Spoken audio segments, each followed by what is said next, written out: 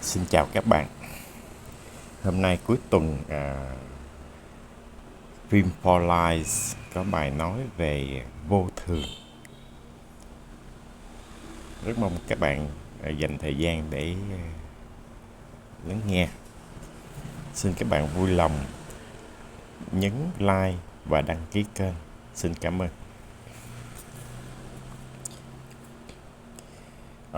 Thực ra các bạn khi mà nghĩ tới vô thường thì các bạn thường hay liên tưởng tới Phật giáo. Liên tưởng tới Phật giáo giống như là cái tính vô thường của cuộc sống, của thế gian, của mọi thứ. Nhưng mà thật ra vô thường không chỉ có Phật giáo đâu các bạn. Vô thường trong Ấn Độ giáo cũng có. Thì thuật ngữ Anita có nghĩa là tính không cố định của đối tượng và sự sống xuất hiện trong đoạn 1.2.10 của áo nghĩa thư Katha, một trong các áo nghĩa thư căn bản của Ấn Độ giáo. Thì các bạn lưu ý là trước khi Phật giáo xuất hiện ở tiểu lục địa Ấn Độ đó các bạn, thì Ấn Độ giáo đã có trước đó rất rất lâu rồi các bạn. Và một trong những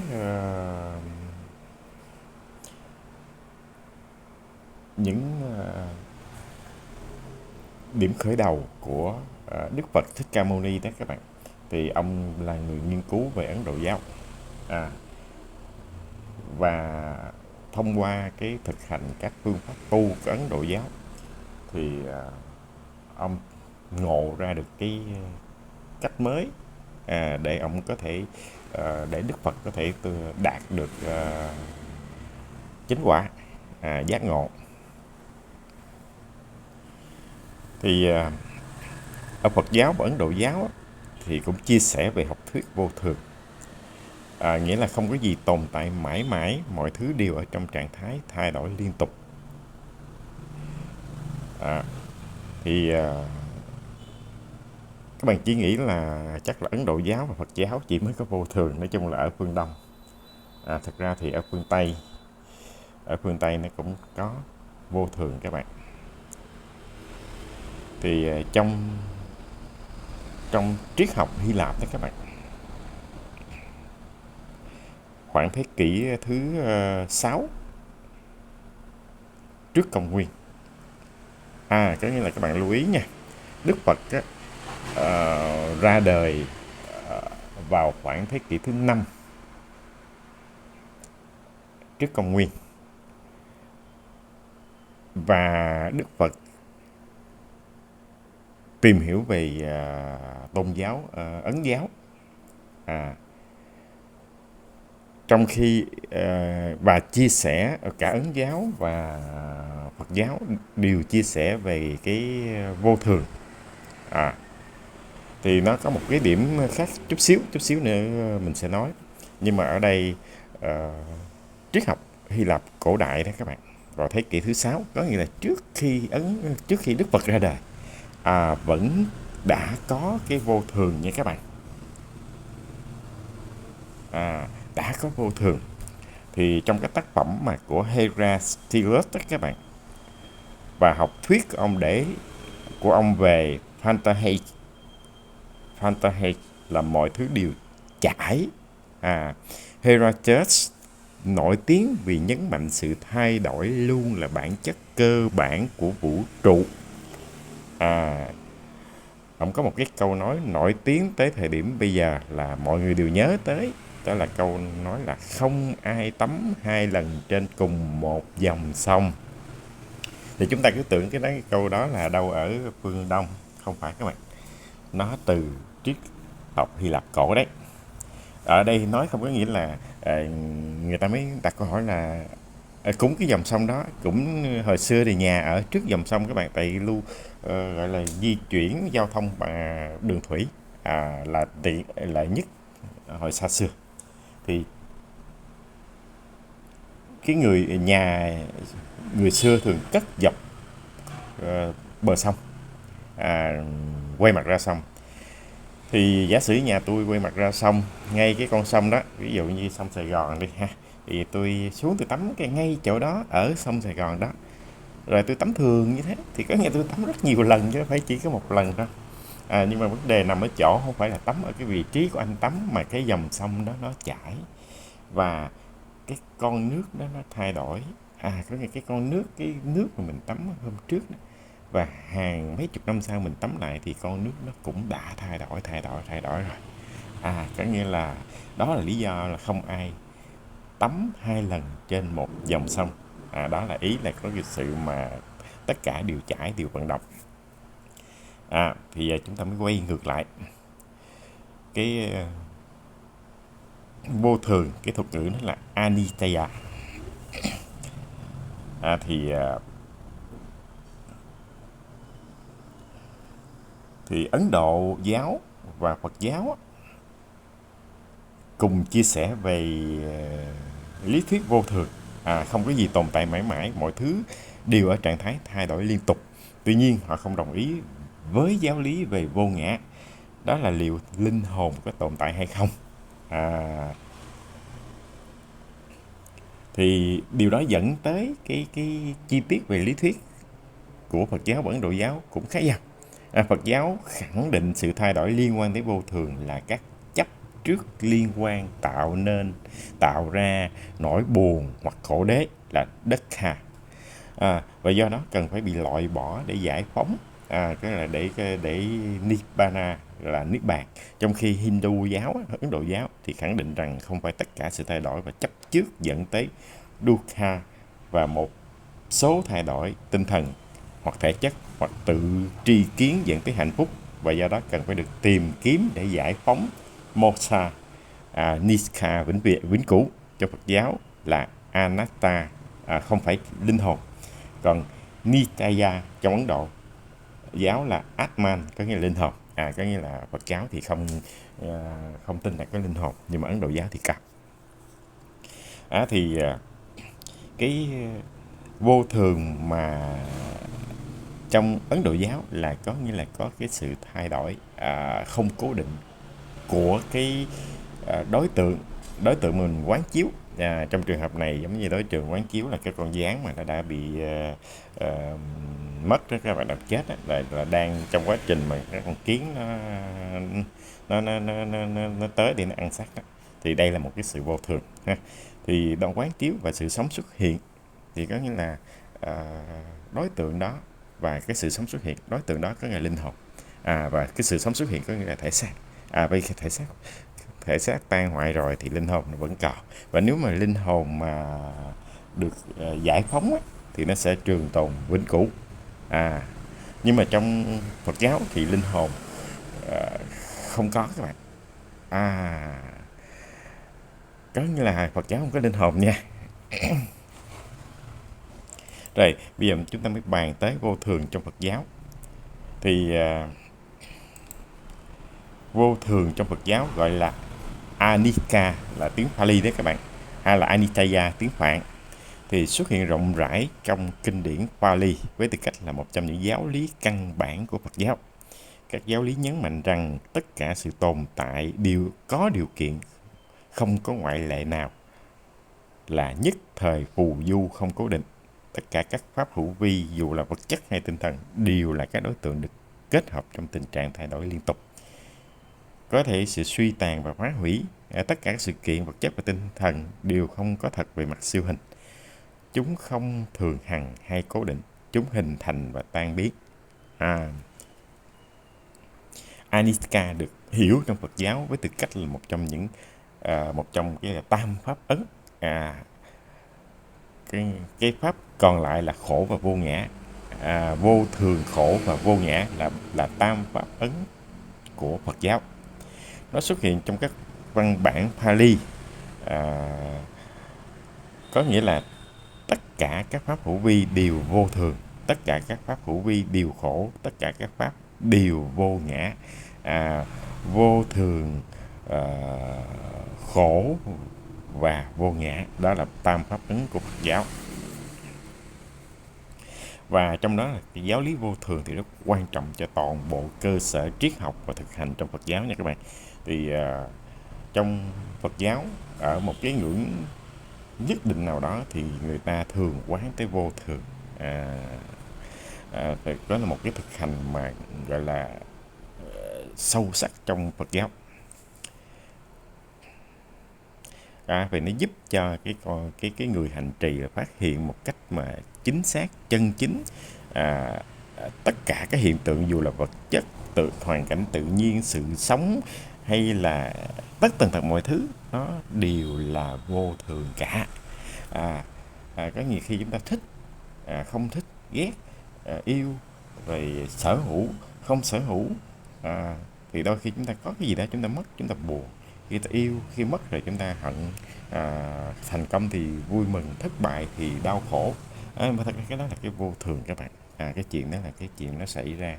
Và nếu chúng ta bị quay vào trong cái vòng đó, thì chúng ta sẽ bị nó dẫn dắt vào vô minh. Có nghĩa là chúng ta bị che bởi tham sân si hỉ nộ ái ố dục, và chúng ta bị che khuất bởi những cái đó. Thành ra trong Phật giáo người ta quán vô thường để thấy được rằng mọi thứ đều vô thường, mọi thứ đều hư hoại diệt, và thậm chí diệt cũng không phải là diệt, mà thành cũng chưa chắc đã thành. Có nghĩa là đó là một cái vòng chuyển, gọi là xoay, chuyển đổi liên tục. Ngay cả trong vọng tưởng hay là trong cái tư tưởng cũng vậy, nó cũng là vô thường. Thành ra đó là lý do tại sao Đức Phật nói là đi đường trung đạo. Có nghĩa là nếu chúng ta ngã quá về cái mặt mà gọi là cảm nhận không tốt thì chúng ta cũng không tốt, mà khi ta quá khấn khích về cái gì đó đẹp đẽ, quá phấn khích vì cái gì đó thành công hay là cái gì đó tốt đẹp thì đó lại cũng không tốt. Có nghĩa là cái chúng ta phải vô thường ở giữa để chúng ta thấy được những cái chuyện mà nó xảy ra như thế. Thì cái cách thể hiện của vô thường nó có nhiều dạng trình bày lắm, nó có nhiều dạng lắm.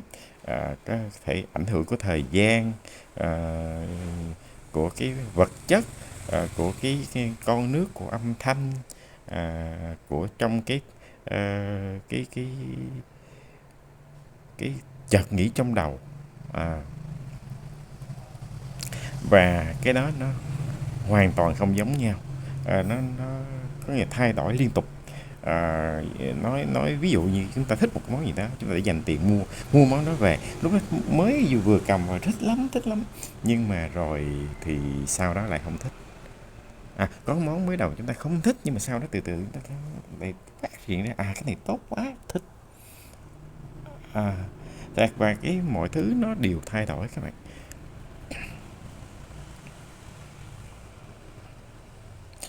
Và nếu quan sát một cách mà phân tích một cách kỹ lưỡng, vô thường được xem như một sự thật, là vạn vật tồn tại trên cơ sở lệ thuộc vào cái khác nào đó, phát sinh từ cái khác nào đó và biến thành cái khác nào đó.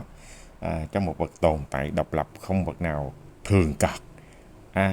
Có nghĩa là không cái nào mà tồn tại độc lập hết, nó cũng dính với nhau, không chỗ này thì chỗ kia, không khía cạnh trước hay sau, không khía cạnh trên hay dưới, khía cạnh nông hay sâu, rộng hay hẹp, mọi thứ nó đều dính với nhau.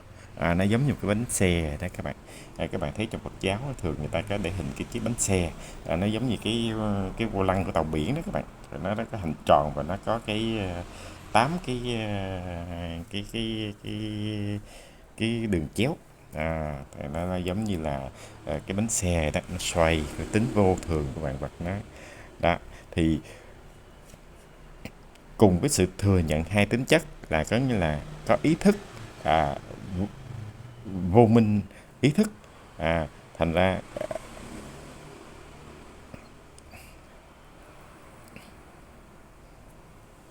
thì cái vô thường là thường là nằm trong vọng tưởng, cái là trong cái suy nghĩ của cái người đó.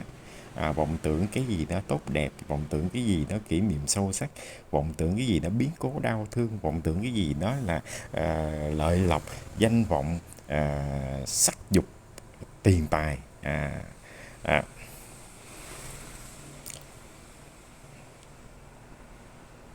thì trước đây giống như có những cái thường còn là cái gì, có nghĩa là trước đây cũng chẳng sinh cũng diệt chẳng diệt mà nó cũng có rồi, và bây giờ nếu có sinh có diệt thì nó cũng có như thế.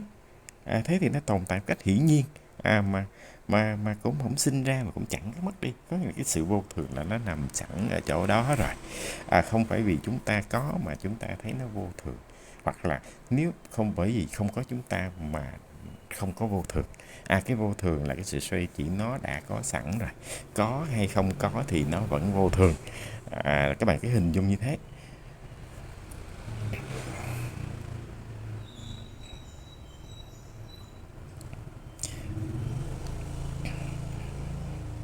Rồi khi mà người ta tập quán vô thường, người ta có thể nhìn, người ta có thể cảm, người ta có thể nghe, người ta có thể hiểu, và người ta cũng sẽ phải hành.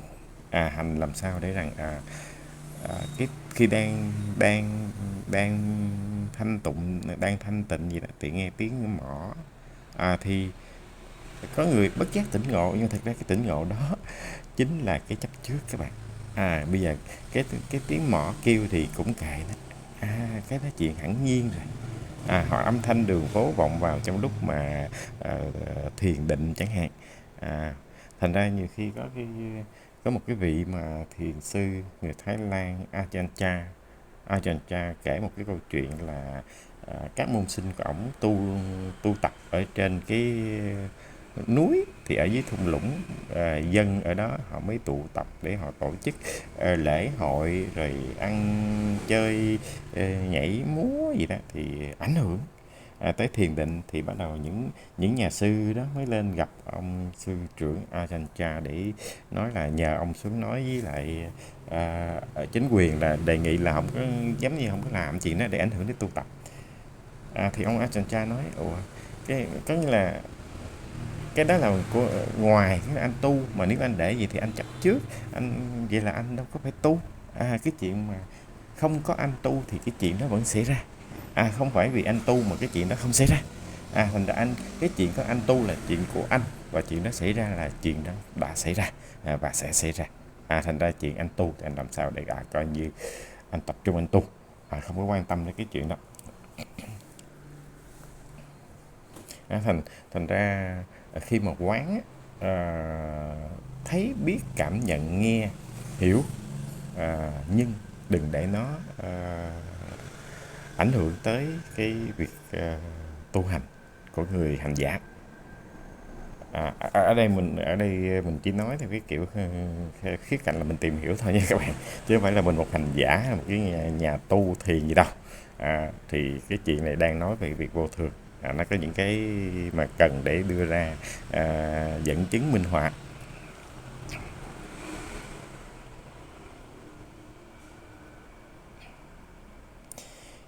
Thì trong Phật giáo thì Đức Phật nói là chứng nghiệm nguyên lý vô thường. Cái nhiều người lầm tưởng là chứng nghiệm nguyên lý vô thường là trong một cái buổi thiền khoảng vài phút, mười mấy phút, hay là trong vài giây tùy. Nghĩ là nghĩ trong đầu về vô thường, nghĩ trong đầu về vô thường, gì đó. Nhưng mà thực ra không phải. Tất cả mọi cái quán vô thường nó xảy ra hàng ngày, thường hằng trong cuộc sống, tất cả mọi thứ đều vô thường. Thành ra chúng ta nhìn thấy cảm nhận để hiểu nó là vô thường, chứ không có chúng ta thì nó cũng có. Thành ra cái đó là chuyện vô thường, cái chuyện mà giống như là cuộc sống mà nó có sự thay đổi, vận động, phát triển theo thời gian. Có những nơi thì trở thành đô thị văn minh, có những nơi thì từ đô thị mà thành hoang hóa, là hoang mạc, rồi coi như là bị bỏ quên, lãng quên. Cái chuyện đó là chuyện vô thường. Cái cuộc sống nó xoay, nó giống như trái đất không có chúng ta nó vẫn xoay. Thì thời gian không có chúng ta nó vẫn vẫn qua đi. Không có chúng ta thì gió vẫn tới, nắng vẫn lên, nước vẫn chảy, chim vẫn hót, nó cứ thế thôi, không có gì mà ảnh hưởng tới hết. Và thậm chí thân ta chắc gì là của ta. vài vài mươi năm sau, hoặc là chỉ cần à, 5-10 phút mà không thở thì cũng đã xong rồi. Thành ra cái chuyện vô thường nó nhanh lắm, nó có thể xảy ra bất kể lúc nào, bất kể ở đâu, bất kể đối tượng nào, bất kể thời gian, bất kể không gian. Và có người nói ví dụ khi mà vô thường tới rồi thì anh có chạy lên 9 tầng mây thì anh cũng bị vô thường đi tới thôi. Hoặc là anh có trốn sâu dưới ờ, cả ngàn mét thì anh cũng vô thường tới thì anh cũng xong. Thành ra vô thường là cái việc mà đương nhiên sẽ phải xảy ra, và nó xảy ra khi nào bạn, và ở đâu, ở chỗ nào, mức độ ra làm sao thì tùy vào cái cảm nhận của cái người mà đang thấy cái chuyện đó. Thì cái đó là cái quán vô thường. Quán vô thường không phải là nằm ngồi kiết già mà trong vòng vài phút hay là nửa tiếng gì đó mà hiểu được quán vô thường. Quán vô thường là có mọi thứ, mọi nơi, mọi lúc, mọi khi. Đó là cái ý mà chúng Đức Phật nói. Tất cả đều vô thường. Thì trong thiền định vô thường phải được tu tập tới mức cao nhất, gọi là thể nhập. Thể nhập là trạng thái người hành thiền luôn biết rõ như thật thế giới bên ngoài và tự thân là vô thường, để không còn bám víu vào những gì đang hiện hữu, kể cả tưởng tượng suy nghĩ trong đầu. Nông hay sâu trong phép quán vô thường có thể ví dụ như chúng ta biết chùa Một Cột nằm đâu, xấu làm sao, tại vì chỗ vị trí nào người không biết, có người chỉ cho rằng nó ở chỗ này chỗ kia, ví dụ vậy. Thì chúng ta biết rằng chúng ta đang ở ở đây, ở lúc này, vào thời điểm này, mấy giờ, mấy phút, mấy giây, ngày mấy, năm mấy, tháng mấy, đang nóng lạnh như thế nào, thì nhiệt độ bên ngoài ra làm sao, mưa gió như thế nào, ví dụ vậy. Cái đó là cái quán vô thường. Và cái quán đó khi chúng ta hiểu được rồi, chúng ta có thể truyền đạt cho người khác hiểu được cái vô thường đó là như thế. Thì cái giá trị của tri kiến vô thường, gọi là quán vô thường đó, chính là sự đập tan tất cả những cái tà kiến. Có nghĩa là chúng ta thường bị chấp trước bởi vì những cái hệ thống thứ bậc, bởi vì những cái thời tiết, thời gian, không gian, địa điểm, hoặc là cấp bậc, ví dụ vậy. Và khi chúng ta hiểu được cái chuyện quán vô thường thì chúng ta nhìn mọi vật nó thoải mái lắm. Khi chúng ta mất người thân, cái đó cũng chuyện vô thường thôi. Có thể là hết, giống như là tới tuổi sinh lão bệnh tử, sinh già bệnh chết là chuyện bình thường, ai rồi cũng tới. Có người giả sử chưa sinh đã chết, có người mới sinh đã chết, có người sinh chưa kịp già đã chết, có người sinh ờ, chưa kịp lão đã chết, quên, xin lỗi, sinh chưa, sinh rồi bệnh chết, chưa kịp già. Có nghĩa là chúng ta cứ nghĩ rằng sinh lão bệnh tử gì đó, thì thật ra nhiều khi, đôi khi cái vô thường mà đâu biết được. Chắc gì đã sinh ra mà không chết. Có người chết từ trong bụng mẹ, ví dụ vậy. Có người mới vừa sinh ra mất rồi. Hoặc có người sinh ra chưa kịp già là chết trẻ. Có người sinh ra già không bệnh mà chết. Có người sinh già bệnh hoài lâu lắm mới chết. Thành ra cái chuyện đó là chuyện vô thường, là chuyện bình thường thôi. Và nếu chúng ta hiểu được cái điều đó thì chúng ta sẽ đỡ phải có cái gọi là có cảm xúc quá mức, giống như nó quay ngược lại trung đạo, là giống như là không ở thái cực quá tệ, quá xấu hoặc quá tốt. Ta ở giữa, ta hiểu được cái chuyện này là đương nhiên, chuyện kia là hẳn nhiên, cái đó là vòng xoay nó thế. Đương nhiên nói như vậy không phải là cũng chúng ta buông xuôi. Chúng ta sẽ phải cố gắng để làm sao nó tốt, và cố gắng để cho nó tích cực. Nhưng chúng ta phải hiểu được rằng cái cuộc sống, cái sự vật, vạn vật, mọi thứ đều vô thường. Và nếu chúng ta chấp nhận được cái chuyện đó thì chúng ta sẽ có thể giải thoát được chúng ta. Ở đây gọi là niết bàn. Niết bàn có nghĩa là một cái cảm giác mà giải thoát ở một cái thời điểm nào đó, chứ không phải niết bàn là vĩnh cửu vĩnh hằng nha các bạn. Nên nhiều khi cái nói Đức Phật nhập niết bàn có nghĩa là cái gì đó là thường hằng, không có. à, à, hoặc là giác ngộ, khi chúng ta hiểu được cái gì đó trong trong một thoáng chốc chúng ta hiểu đó, là đó gọi là giác ngộ, hiểu ra. à, Thành ra vô thường, khi chúng ta hiểu vô thường thì nó sẽ nhẹ nhàng cho con người chúng ta. Chúng ta cứ nghĩ đó là cái chuyện mà à, sự xoay vần của cuộc sống, tất cả mọi vật không có ta thì nó cũng như thế. à, và cái quan điểm rằng chúng ta không thể nào tắm trên 2 lần trên cùng một dòng sông. Và chuyện nào đi qua rồi cứ để cho nó qua. Và chúng ta nói cảm giác nó sẽ thoải mái. Thì cái phần này là cái phần mà vô thường theo kiểu mà giống như ờ, dạng người bình dân mà để trao đổi với các bạn thôi, chứ còn về học thuật kinh Phật rồi diễn giải ra làm sao, rồi trích từ điển nào cứu nào ra làm sao, thì cái đó để dành cho những cái người mà thâm sâu về Phật học. Còn đây người giống như bình thường chỉ gọi là nói là cảm nhận, thì chia sẻ với các bạn. Rất mong các bạn tiếp tục ủng hộ kênh. Vui lòng nhấn like, share và đăng ký. Xin chào tạm biệt.